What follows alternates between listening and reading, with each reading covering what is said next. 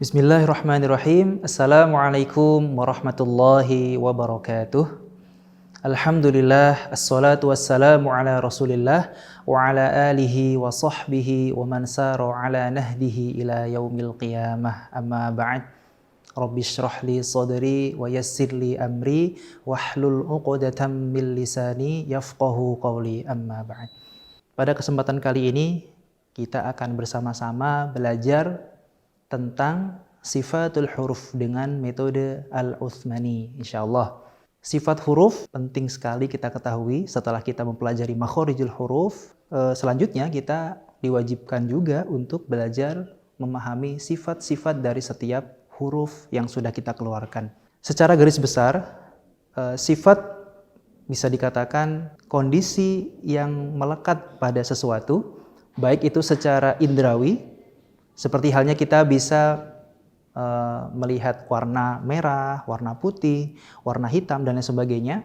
Atau secara maknawi, seperti halnya kita bisa merasakan sedih, senang, bahagia, dan lain sebagainya. Maka sifat huruf pun demikian, yang memiliki karakteristik tertentu yang harus kita ketahui. Dan pada kesempatan kali ini, kita akan membahas sifat-sifat yang memiliki lawan dan juga sifat yang tidak memiliki lawan. Sudah tertera di samping ya, bahwasanya sifat yang memiliki lawan berjumlah 5 pasang yang terdiri dari 10 sifat, dan juga sifat yang tidak memiliki lawan berjumlah 7. Ya. Langsung saja kita masuk kepada sifat yang pertama, sifat yang memiliki lawan. Yang pertama adalah sifat al-hams. Kita lihat kata kuncinya yang pertama adalah nafas, gitu ya. Jadi hams adalah sifat yang harus dikeluarkan nafasnya. Hurufnya terangkum dalam satu kalimat, yaitu fahathahu syakhsun sakat, ya. Kemudian lawannya yaitu al-jahr, yaitu tidak memiliki nafas atau tidak keluar nafasnya.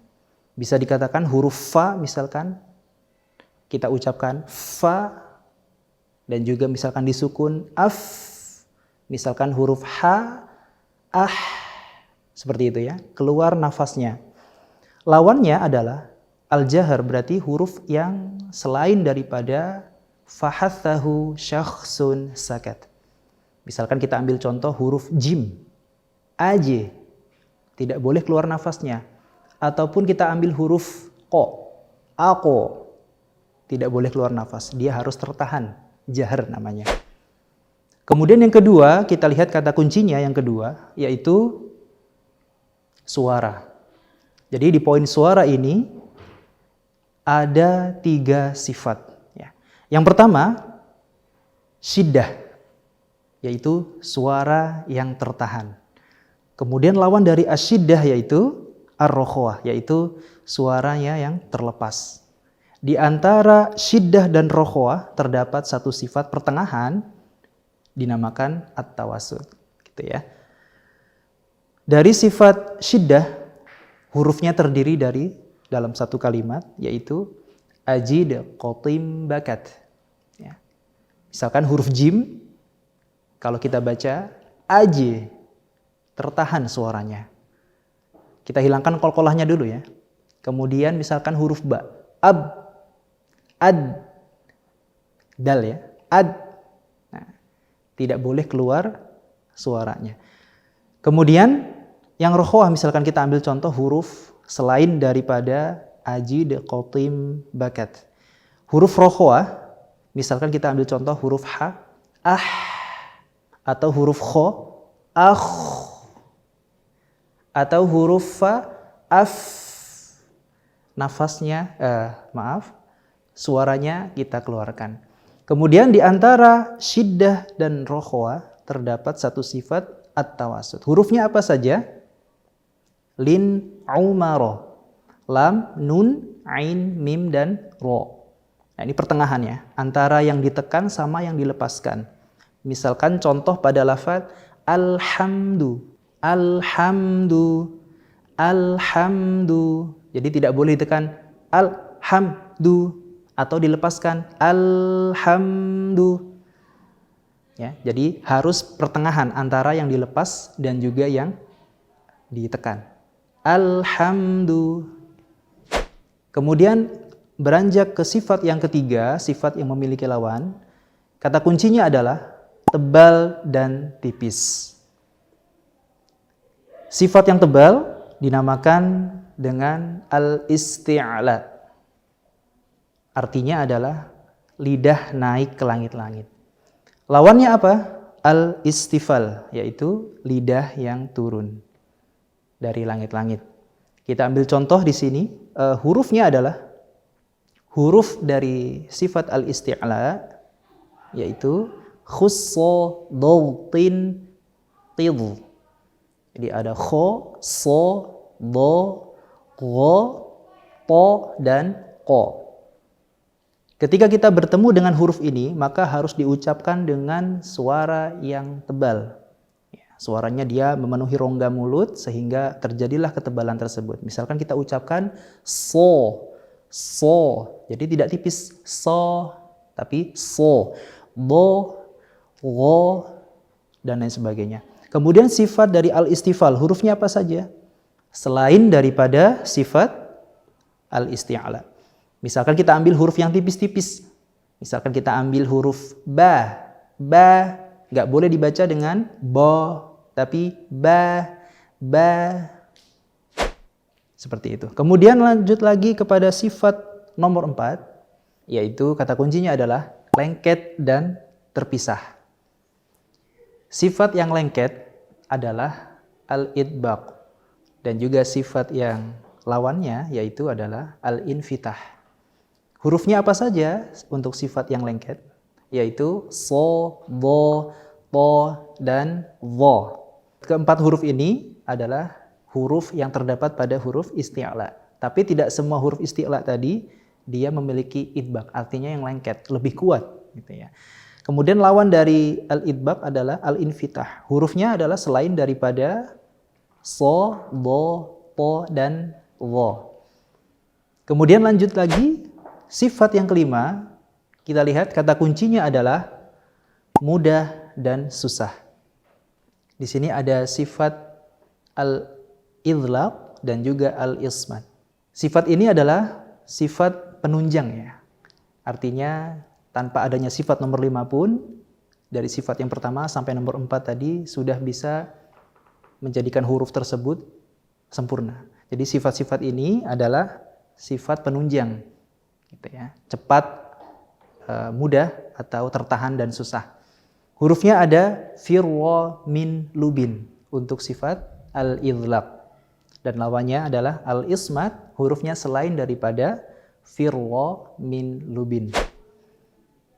Kemudian kita lanjut sifat-sifat yang tidak memiliki lawan. Artinya sifat yang memang khusus terdapat pada suatu huruf dan tidak ada lainnya. Yang pertama, yaitu sifat as-sofir. Kata kuncinya adalah desir. Ketika huruf tersebut berdesis, maka sifatnya adalah as-sofir. Hurufnya apa saja? Terangkum dalam satu kata yang mempermudah kita, yaitu sosis. So, sa, dan zai. Kita lihat misalkan contoh huruf so, as. Kalau kita sukunkan hurufnya as, dan juga za, az. Jadi suara keluar menyerupai suara desis burung. Kemudian selanjutnya yaitu qalqalah. Ya, kita lihat kata kuncinya adalah memantul. Hurufnya sangat mudah sekali. Ini adalah sifat yang sangat familiar bagi kita. Kalau kita ingat baju di toko. Ada 5 huruf, ba, jim, dal, to, dan ko. Kalau kita contohkan, huruf ba, abe, ade, aje, apo, ako. Semuanya memantul. Kemudian beranjak lagi sifat selanjutnya, yaitu sifat al-lin, yaitu lembut. Kata kuncinya adalah dia harus lembut. Ada 2 huruf dalam hijaiyah yang di sini makhrajnya juga terdapat pada al-jauf atau rongga mulut, ya dan wa. Huruf ya yang diawali dengan fathah ataupun waw yang didahului dengan tanda fathah atau baris fathah. Au, ai dibaca dengan lembut. Kemudian beranjak lagi kepada sifat selanjutnya, yaitu sifat al-inhiraf. Al-inhiraf berarti suara belok. Kata kuncinya adalah belok. Ada dua huruf yang terdapat dalam sifat al-inhiraf, yaitu lam dan huruf ro. Ya. Inhiraf belok ya, suaranya belok. Ketika kita mengucapkan huruf lam, maka ujung lidah kita naik ke atas dan suara akan membelah dari tengah menuju kanan dan juga kiri. Dan sebaliknya huruf ro diucapkan dengan getar, ya, maka suara berasal dari kanan dan kiri menuju ke pusat, keluarnya makhraj huruf ro yang bergetar. Kemudian lanjut lagi kepada sifat selanjutnya, yaitu takrir, yaitu bergetar. Kata kuncinya adalah yang bergetar. Ada satu huruf yang bergetar dalam huruf hijaiyah, yaitu huruf ro. Kemudian lanjut lagi kepada sifat selanjutnya, yaitu tafashi atau angin menyebar. Kata kuncinya adalah angin. Angin menyebar ke seluruh mulut. Ash, jadi hurufnya adalah sya, gitu ya. Ketika diucapkan ash, keluar angin di seluruh permukaan mulut.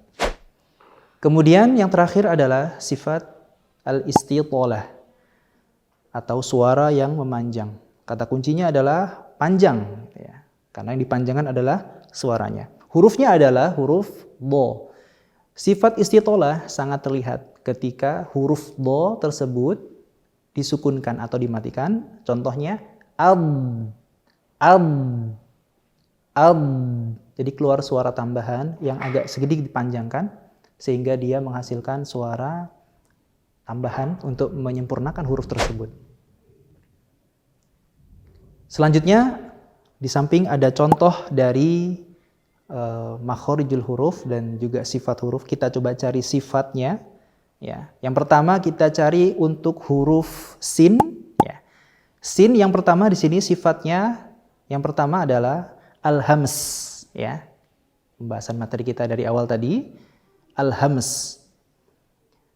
Kemudian yang kedua adalah ar-rokhawah, dia memanjang, suaranya dilepas. Kemudian yang ketiga adalah al-istifal, sifat nomor 3 yang memiliki lawan adalah al-istifal, lidahnya turun. Kemudian sifat yang keempat adalah al-infitah, lidahnya terpisah dari langit-langit. Kemudian sifat yang kelima adalah al-ismad. Dan juga satu lagi huruf yang menjadi ciri khas dari huruf sin yaitu adalah as-sofir. Ya, keluar tambahan desis menyerupai desis burung. Jadi total sifat huruf sin adalah 6. Kemudian satu lagi huruf do. Sudah tertera di samping huruf do. Yang pertama adalah sifatnya al-jahr.